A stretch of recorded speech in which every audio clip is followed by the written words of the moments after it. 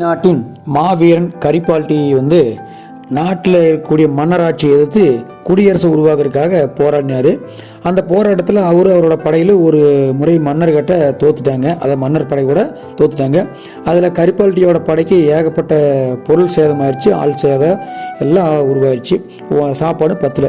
அப்போ அந்த படையாளி கூட ரொம்ப சோர்வாக்குறாங்க. அந்த நிலையில் கரிபால்டி அவங்கள ஒன்று கூட்டி வச்சு பேசுகிறாரு. என்னென்னா, இப்போ நம்ம தோத்தாலும் மறுபடியும் போராடுறது தான் என்னுடைய விருப்பம்.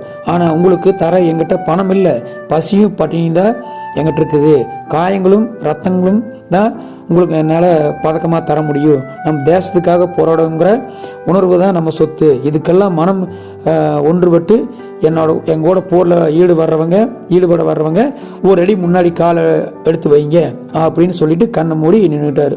கொஞ்ச நேரம் பொறுத்து கரிபால்டி கண்ணை திறந்து பார்த்தா யாருமே ஒரு அடி முன்னே வரல. எல்லோரும் ஒரே வரிசையில் நிற்கிறாங்க.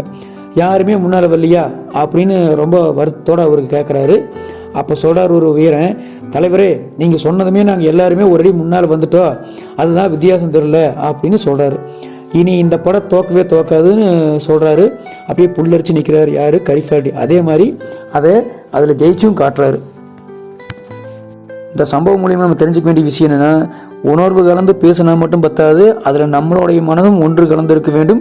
நாமளும் அதே மாதிரி உணர்வோடு போராட வேண்டும் அப்படிங்கிறத நல்லா தெரிஞ்சுக்கணும். எந்த ஒரு விஷயத்தையும் அப்படி போராடுறப்போ நமக்கு எல்லாமே வெற்றியாக அமையும் அப்படிங்கிறத நல்லா தெரிஞ்சுக்கணும். கதை கேட்ட உள்ளங்களுக்கு மிக்க நன்றி.